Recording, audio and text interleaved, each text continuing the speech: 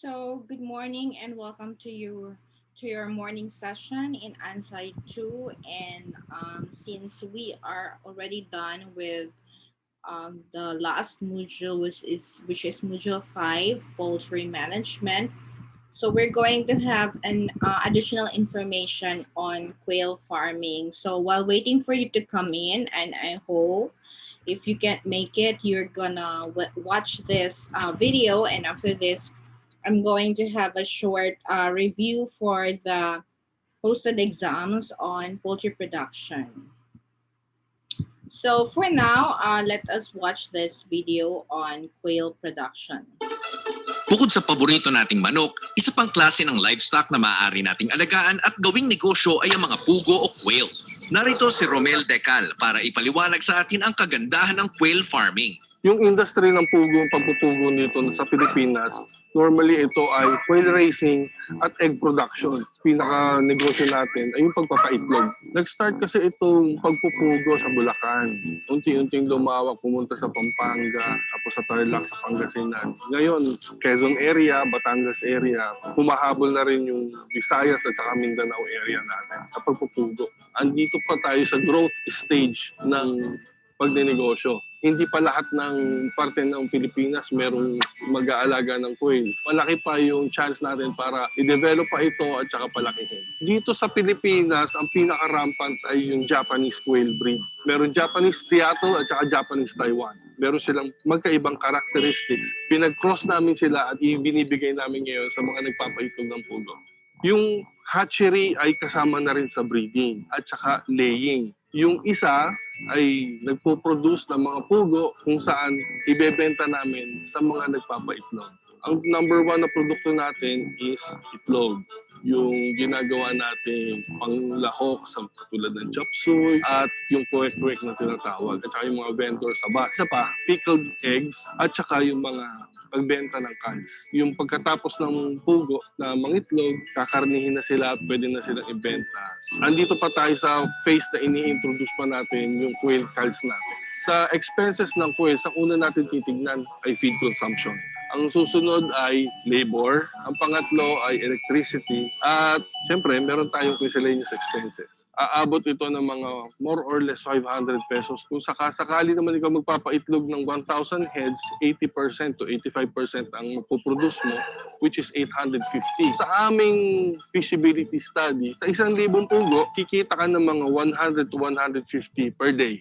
Payo rin ni Romel, kinakailangan ang mga papasok sa puguan ay may sapat na kaalaman para maging matagumpay sa ganitong industriya. 19 years na kami na dito sa negosyong ito at ang partner ko na si Denrick Alcaraz nag-start ng quail farming, bata pa siya eh. Gusto namin bawat magpupugo na papasok sa negosyong ito, well-equipped na kaagad. Yung tricks of trades, malaman nila. Kaya kami, as much as possible, ibinibigay namin lahat ng information na kaya namin ibigay base sa aming mga experiences at knowledge namin. Pinaka-recent na naging challenge sa amin ay yung nagkaroon ng bird flu. May mga nagsara dahil doon. Dumaan man ang pagsubok, hindi pa rin sila huminto para ipagpatuloy ang kanilang advokasya sa industriya ng pagpupugo. Concentration kasi natin ay makatulong. Yun ang advocacy natin para sa Pilipino. Gusto namin makatulong sa mga kabataan na gusto pa lang magsimula, magpugo. Minsan yung mga housewives na gusto magkaroon ng added income, lalo-lalo na kapag head ng family ay OFW. Para kapag bumalik sila dito, meron na silang nakatayong negosyo na hindi na nila kailangan umalis pa ng bansa natin. Ngayon, umaabot na tayo ng nationwide. As far as Cagayan, sa south naman ay Jensan, nandun yung operation natin, nagbibigay tayo ng pugo sa kanila. Ang pagpupugo na kikita ko ay pwede mo sabihin para sa lahat, pero pwede mo rin sabihin para lamang sa iilan. Kasi para maging successful sa pagpupugo, kailangan may passion ka para dito. Aalamin mo lahat na pwede mo malaman para sa pagpupugo. Kahit na ikaw ay undergraduate, kahit nga out of school youth ka, pwede. Kung ikaw ay senior citizen, pwede rin. Kung ikaw ay merong day job at gusto mo itong side income mo, pwede rin. Kaya lang, you have to have the passion for it.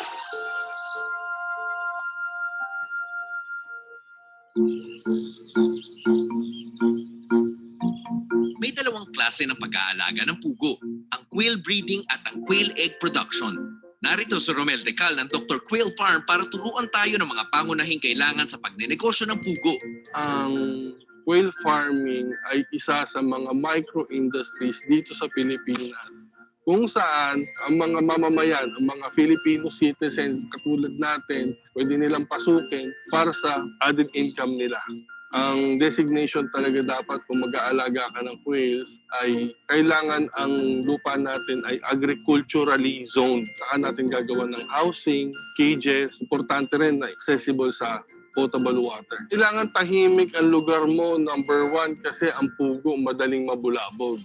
So kung daanan ka ng sasakyan, tao, kapag may sumisilip sa kanila, nagugulat sila. So, importante na sila ay mamuhay conducively para makapangitlog sila ng peaceful. Sa kulungan na 3 by 8 feet, ang kayang mailulan nun ay 250 heads. Kapag may 4 na palapag ka, in total, 1,000 heads yun. Ang hinahanap ng pugo ay yung room temperature lamang. Hindi kinakailangan yung sobrang lamig at sobrang init. Kasi madali silang mag-react sa temperature change.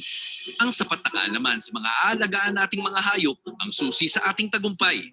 Kaya naman ipapaliwanag nila Jenly at Diane, mga farm technicians, kung ano ang karakteristik sa mga pugo at paano sila aalagaan. Isa po sa characteristic or behavior po ng pugo ay very prone po sila sa stress. Kalimitan po nang galing sa environment, sa mga predator, sa tao, sa climate. Pero mas matatag po ang resistensya kumpara sa ibang poultry species. Pwede pong gumamit ng radyo or ng iba pong makapagpaingay po para po ma-less ang stress po nila. Kapag na-stress po ang pugo, na-apektuhan po yung egg production, ganun po cannibalism, worst case po ay yung magkaroon po ng mortality or may tendency po silang mamatay or nagpapakamatay po sila. Ang kailangan po ng quail is calcium, broad protein, fat, and fiber. Sa ngayon po, ang inaano po namin dito is yung laying mash po, which is, ang ingredients niya po is corn, limestone, RBD1 or rice bran D1. Alam mo po yung mga fish meal, copra meal, which is ano rin po siya sa broad protein, fiber, fat, then calcium, moisture, and phosphorus. Kailangan po yung requirement nila para yun sa pangingitlog nila, kailangan po din ng tubig. Pinapakain po namin sila dito is 6 a.m., 1 p.m., 8 p.m. Ang mga quails is binibigyan natin ng vitamins para po may support po sila sa katawan nila para maging healthy sila. Then mag-produce po sila ng good quality na egg. Ayun, kung meron silang added income, sila ay magiging self-sufficient at hindi na nila kailangan na mga ibang bansa or pumunta pa sa kung saan-saan para lang magkaroon sila ng kikitain nilang pera. Kami ay nasa agricultural sector. So, sinasabi namin sa sarili namin ito kung bakit kami gumigising na maaga. Kahit mahirap, pinupursige namin. Iniisip namin, nagbibigay kami ng pagkain sa lipunan, nagbibigay kami ng trabaho sa bawat mamamayan na Pilipino, at nagko-contribute kami sa development ng bansa. Isang halimbawa ang J2M Full House Farm sa Lipa, Batangas sa mga naging matagumpay pagdating sa pag-aalaga ng mga pugo. Narito si Christian Buno, Operations Manager, para ikwento ang kanilang munting tagumpay.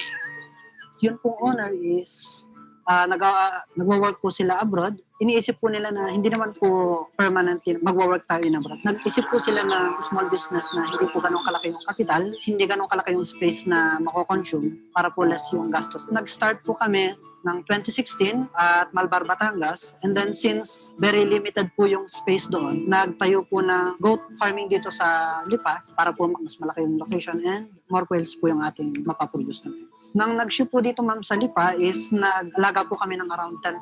It started around 1,000 eggs a day and then gradually nag-i-increase po siya. Nag-peak harvest po tayo around 80 boxes, which means 8,000 eggs daily during that peak season po. Isang commercialized variety ng pugo na inaalagaan sa J2M Full House Farm ay ang Japonica catunix. Ito ay mainam para sa quail egg farm production. In 1 week, nangingitlog po siya 6 times. Kung meron po tayong 10 months na pasukan ng mga estudyante, yun po yung pinakamagandang season para mag-start tayong mag-quail. And after 10 months or 12 months, start na po natin siyang ikal. Yun po kasing quail, after 10 months or 12 months is nababa na po yung probability niya na mag-produce ng eggs. So kinakatay na po natin siya. There are certain part po dito sa Philippines na kinakain po talaga yung pugo. Pwede po siyang iluto as adobo, prito. Ang ating pong main product dito is yun pong itlog ng pugo. Binabenta po natin sa palengke, sa malalaking market. Then aside from that po, pwede po natin siyang gawing pickled eggs. Meron tayong small consumer like yung mga nagtitinda ng kwek-kwek. Isa po sa malaking market natin is nagre-require po ng around 40,000 eggs a week and continuous po yun. Dinidistribute natin sa isang malaking food stall.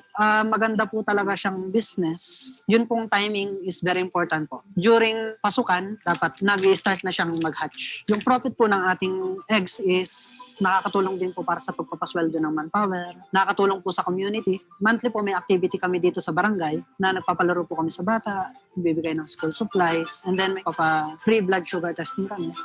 Sa mga gustong mag-start po ma'am ng ganitong type ng business, make sure po na mahal natin yung aalaga natin. Any type of business po, mahalaga is mahal natin yung ating gagawin, mababantayan natin siya ng tamang oras.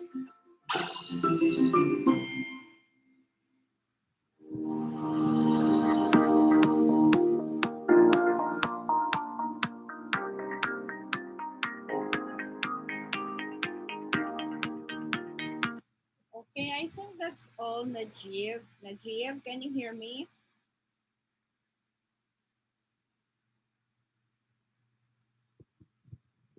Hi, Najib. Okay, tingog lang diha, Najib, ha? If you have questions. So that is actually the last topic of our last module, which is poultry management. So as I have promised, if you don't have any more questions regarding production on quail farming and poultry production, we are going to have now some sort of review questions no sa ating exam, and you are very lucky that you are here, and I hope you're and I hope you can hear me. So that if you have questions, then you can raise your questions or answers, possible answers. So as since we will start with, this is in relation to our final exam. So nandiyan na lahat yung exam from prelim, midterm, at saka pre-final and final exam. So we will start with poultry production. So if you can participate, Najib, if you have microphone, so please do so. So we will have the first question. There are 35 Okay, ma'am. Okay. So do you have any question regarding quail production? No, ma'am. Okay. So if ever ganahan ka sa quail production, mukhaon makag quail eggs, no? Mukhaon ba ka? Oh, yes, ma'am. Yes, ma'am. Yes, ma'am. So karon na lagi ka nakabalik na Jib. Sige, ma'am, na kuan ko, ma'am. Na busy lang gamay. Ano jud ka no? Sige lang para sa ano, para sa kapasan. Sorry, ma'am. Sideline ka, I mean, working ka. Yes, ma'am. Maayo. Sige, so for the first question, the popularity of chicken raising could be attributed to the fact that among the different poultry species, they are fast multipliers, quick growers, relative efficient feed converters to meet our eggs, or letter D, all of the above. So, ikaw ram yun isa na Jib, ang buta sa imong mga classmate, basig ulan. Work, ma'am. Kasi busy mo to, ma'am. So what's your dili pa ni final ha? What's your guess? A B C D. Guess lang. Sa number 1, ma'am. Ma'am. Yes, sa number 1. A, B, C, or D?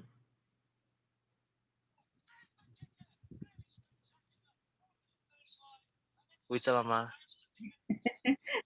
Isang B, ma'am. B. Yes, it's also true, but the most correct answer is letter D. All of the above. Kasi lahat sila ay fast multipliers, quick growers, at Okay, ma'am. converters. So, kabalo na count sa answer ani sa page 41, number 1.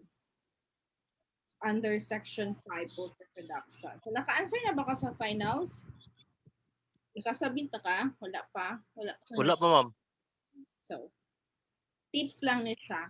So, number 2, cannibalism is as we have discussed no in our previews, and I hope you try to watch back if you have much time. It's a common management problem in raising chicken, and it is caused by overcrowding, unbalanced ration, too much light, etc. And it would ultimately be prevented by A, growing birds in individual cages, B, debeaking, C, feeding, or letter D, all of the above.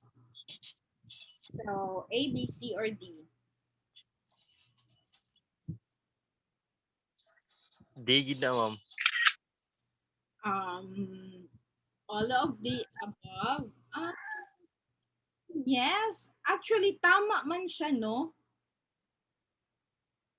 Number 2 is kasi kung i-ad libitum mo siya, enough ilang food is na mag-away. And if you separate them into cages, syempre, maiwas Ayos, ma'am.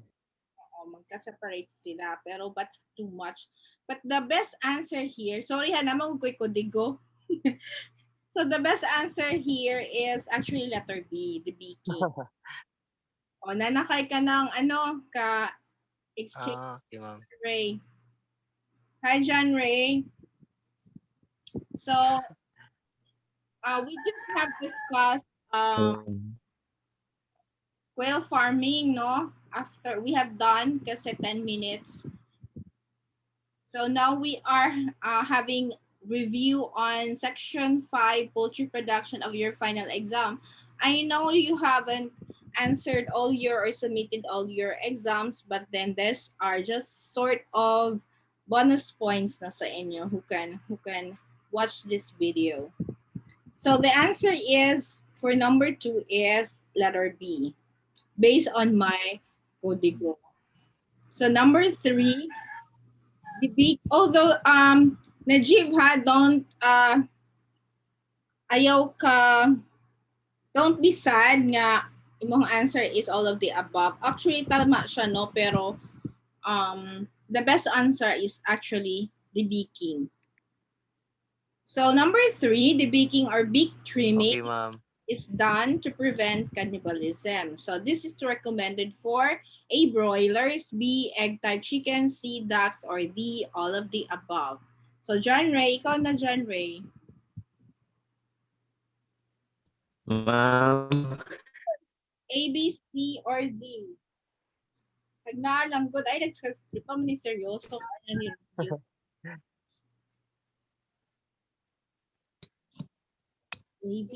A, B, C, or D? The beaking. All of the above. Actually, tama siya, but then the best answer is, again, Broiler. letter B, no? For egg-type chickens. Yes. So, we are now on number 4. So, duck ranked second in popularity among the poultry species in the Philippines. Although we haven't talked about ducks, so maybe I can also show you some videos next time. So the popularity of duck enterprise is attributed to the high demand of processed duck egg products such as A, balut, B, salted eggs, C, century eggs, or letter D, all of the above. Imuha ng turn na Jib. Kuan, ma'am. Pasok ko is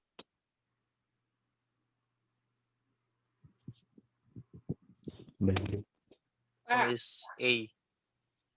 Yes, it's true. In fact, the best answer is letter D, all of the above. Kasi ang balot and salted egg or century eggs ay pareho ratanan. So, okay, Rana. Number 5, the high cost production for raising commercial strains of chicken is due to mainly the high cost of inputs such as A, labor, B, electricity, C, feeds, or D, all of the above. Ikaw na po, John Ray. Ay, October. Ha? Siya. What letter? Hindi man, ma'am.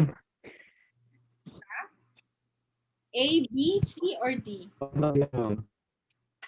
Sorry, All of the above. all of the above. Yes, tama. O, tanong talaga siya. Pero the best answer, based on my codigo, is letter C. Feeds talaga yung pinaka high cost. Kasi pwede naman ilibig mong labor. Ang electricity is pwede maka magtipid. No? Pwedeng wala sun. So, but the best answer is letter C. So number 6, the process where fully developed embryo or chicks breaks out of the egg. So what do you call that process? A, breaking, B, incubating, C, hatching, D, brooding.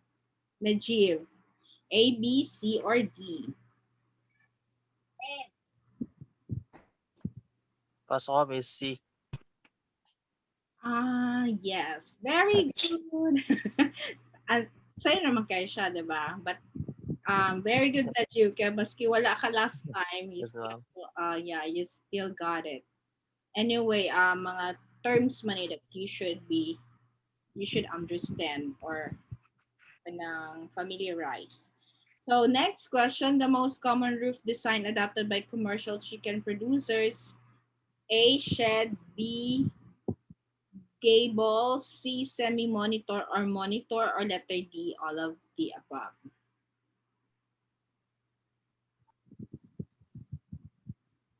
Najib, nawala si Kuan. Ma'am, Ikaw sa Najib. Sorry, kinawala si John Ray kanina. So, the answer for this is, if you have seen, or if you remember in our previous discussion, it's, letter yes, John Ray? Most common roof design. If you have seen all the videos, yung semi-monitor or monitor type, diba? Kung naay marag ka ng age sa ano. So, next question.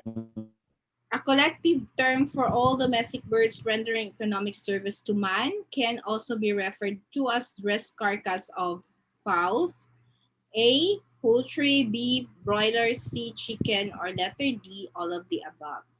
Siyempre, the answer is letter D, ma'am.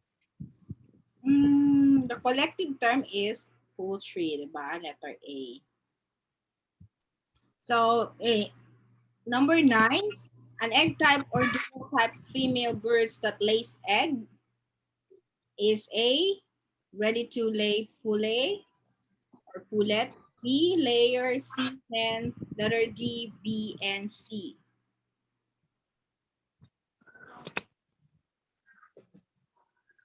Yes, John Ray. It's letter Ano number na po tayo, ma'am? Sorry po, ma'am. number 9. So sorry. Number 9. So the answer for this is letter D kasi it's both the layer and the hen are for egg production or dual type female Hen. laying eggs. So next question, number 10. A male fowl 1 year old or over is A, cockerel, B, capon, C, rooster, D, all of the above. Yes, Najib. A, B, C, or D?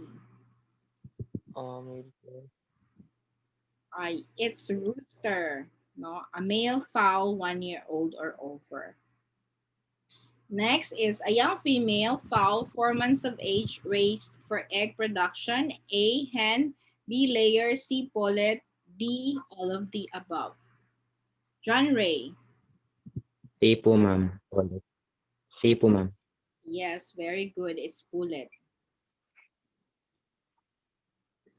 12 meat type chicken commonly raised up to 35 to 42 days and weighs 1.5 to 2 kilogram is A, broiler, B, spent hen, C, cal, or D, B and C. For meat type is Najib, or any of you can A ma'am, A broiler. Broiler po, ma'am. broiler. So any of you can answer immediately as soon as you can. Yes ma'am. So number 13, old hens that had past their usefulness for commercial egg production are called A, capon, B, spent hen, C, cal, or D, B, and C. C po, ma'am. Yes, that's true, but it's C also po, ma'am. a spent hen, so the answer is letter D, B, and C. So the next is the projecting mouth part of the chicken and turkey are called A, B, bile, C, bill, or D, none of the above.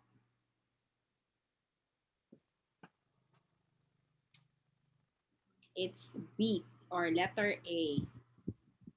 So pag alam niyo yung sagot ha, answer agad. Or if you have a guess. So don't worry if it's wrong, right or wrong, no? Kasi hindi naman yan counted sa grade ninyo. So 29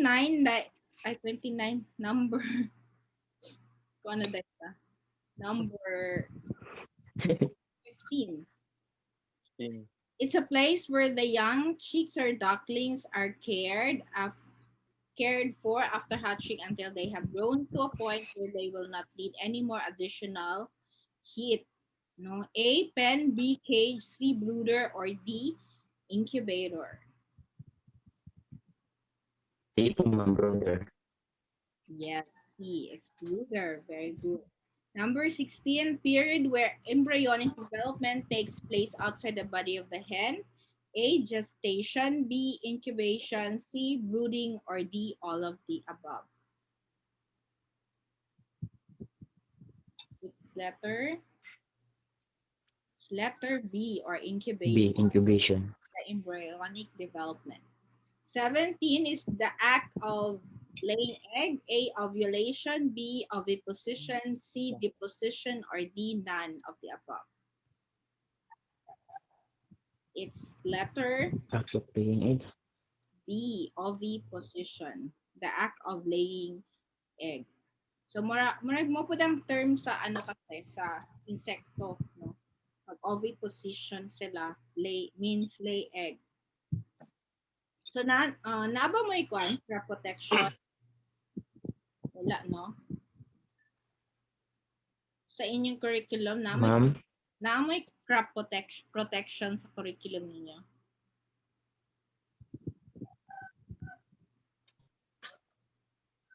po, ma'am. Okay. Crop science. Okay. Under Including So next question, the group of eggs laid for successive days is letter A, clutch, B, collection, C, fertile eggs, D, none of the above. It's called clutch, yes, letter A. So remember that, no? So, successive days, sige, walay undang, mag-lay of egg. So next, male of the duck family is called A, rooster, B, cockerel, C, drake, D, gander.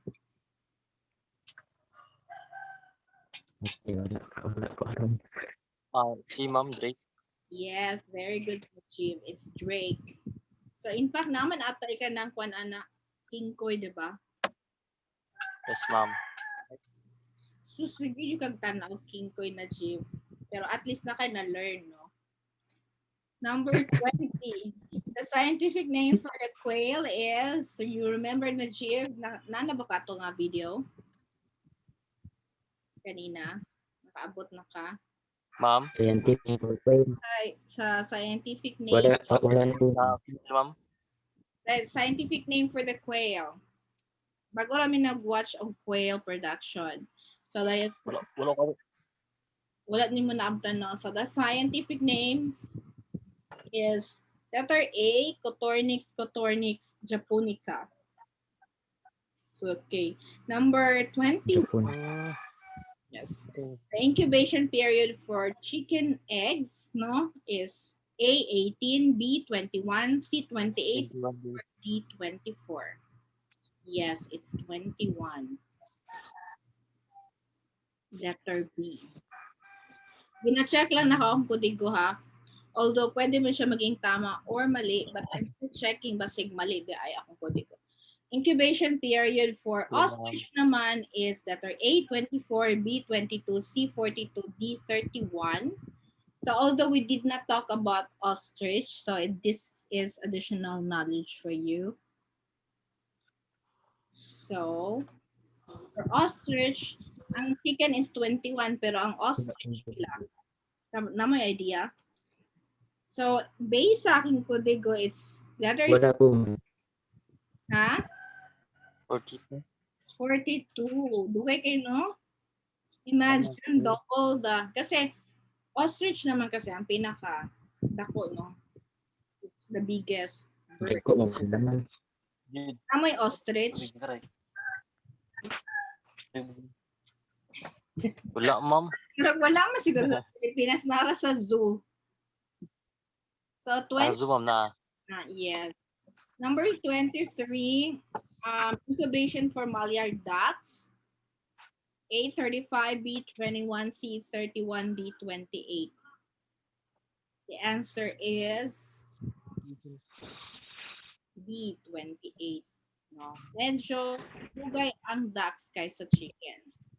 And 24, recommended length hours for layers to stimulate egg production is A 8 to 10, B 12 to 13, C 14 to 16, and D 24 hours.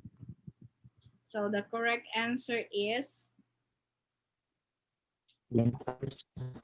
14 to 16 hours, no, para ma-stimulate iyahang egg production. Next, 25, what is the conversion efficiency of a broiler having an average final body weight of 2 kilogram after consuming 3.75 kilogram of feed for 42 days? So this is just a question na meron siyang formula. If you remember the formula, it's in our previous lesson, no? And the formula is just to percentage man efficient. Percentage siya supposed to i-divide din mo siya ang body weight of over feed, no? Iyang body is 2 kilogram, then nag-consume siya after consuming. So i-divide ni mo siya. If do you want to check again the formula? Kung tanaw sa in the course mo siya. So i-divide lang ni mo na siya. Sorry. So i-compute pa ni mo siya, diba? So the answer is 1.88. 188. Number 25 is very good. Yes. It's 1.88. C. So, divide lang nimo ang 2 over 375. Tama ba? So, the correct answer is... 75 divided by 2. Okay. The correct answer is letters. Number 26. So, dugay pa man kayo. Sorry, atong i-review na lang mamaya. Ay, 169 na lang.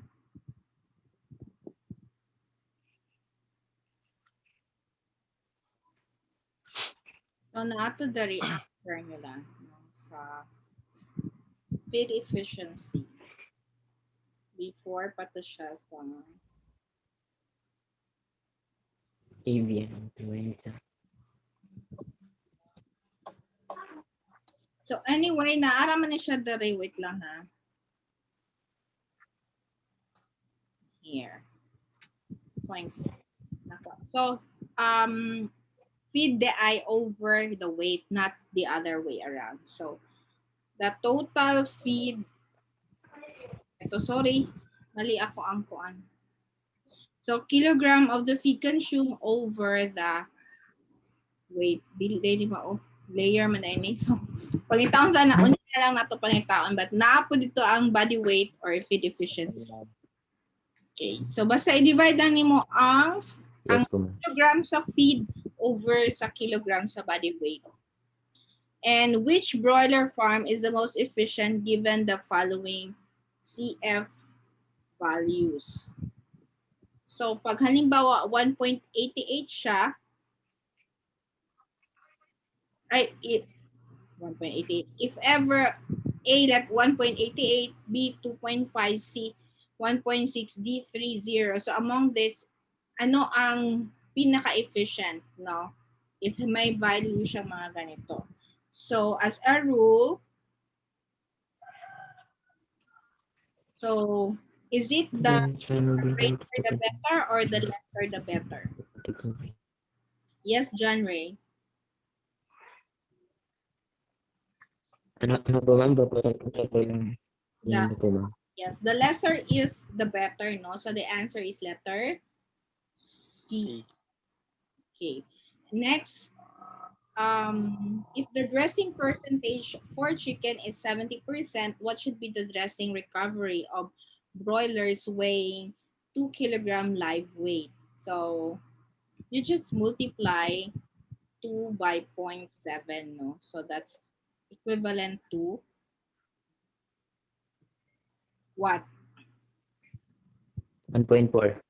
Yes, very good. It's letter A, 1.4 kilogram. And the scientific name of chicken is Galos-galos domesticus. yes, Galus-Galus. Basta ma'am, galos-galos, ma'am. Yes. So Galus-Galus na nga siya. So we're almost done. Number 29, the incubation period for the quail eggs is of course lesser siya, no? Which is 14 to 16, 18, 21. Yes, letter A, 14 to 16. Very good. And brooder device whose major function is to keep chicks from going astray is called A, curtains, B, feeders, C, brooder guard, and D, paper mating. It's letter Hard. brooder C. guard, letter C. Very good. An occasional job done during the growing and laying stage to reduce borders and ensure efficiency of production is called flock replacement, B, culling, C, cleaning and disinfection, or D, none of the above. It's actually letter B or culling. I-reduce nimo ang borders and ensure efficiency of production. So pag dili na siya maayong production, so you're going to cull them. Number 32, recommended male to female ratio for egg chicken type breeders is 1:10 to 12, or 1:8, 1:5, or 1:12 to 15. Letter male to female. Di ba dapat ano siya? Pero depende kasi siya sa ano no. Right, but for egg type pala, but for broiler is 1 to 5, but the answer is letter A according to my Codigo, and it's 1:10 to 12. So 33, recommended brooding temperature for chicken at first week of age is 32, 35, or 35, 38, 32 to 32, or letter D, 28 to 30.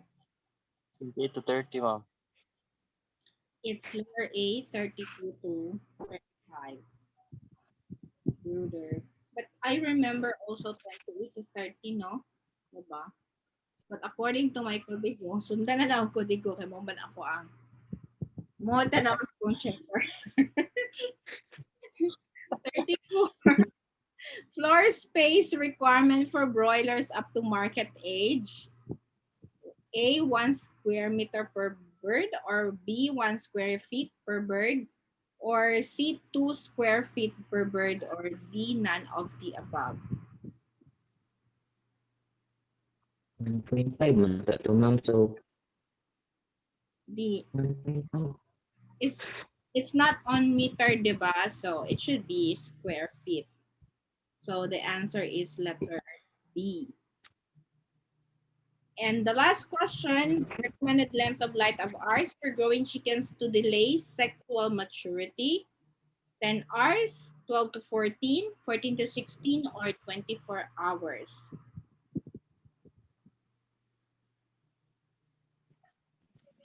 Delay sexual To maturity. So based on my 14 to 14 to 16, so but it's 14 to 16 hours. no, it's letter A, 10 hours per day. Para ma-delay Hala. sexual maturity. No, and why do you have to delay the sexual maturity? Sometimes if you're going, Ma'am, if wala pa kay, sometimes if gina-control nimo ang breeding, no, so you have to delay. So do you have any questions regarding next time? On Thursday, we're going to have, I think, cattle and beef. Kasi meron tayong nakaligtaan na video kasi nagdali-dali ko nga ma-cope up na to ang midterm. So now we have enough time so we can go back. So do you have any questions? So Sharon, na may 35 No, points. ma'am.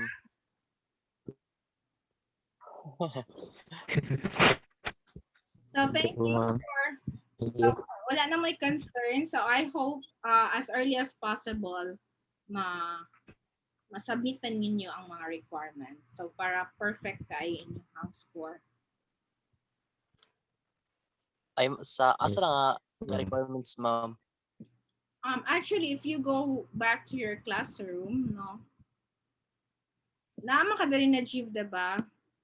So, Sa asa, ma'am? ang prelim, sa prelim nato naatay lab exercise 1 and module 1 na quiz. Sa midterm nato naatay module 2 to 3 na quiz and also lab exercise.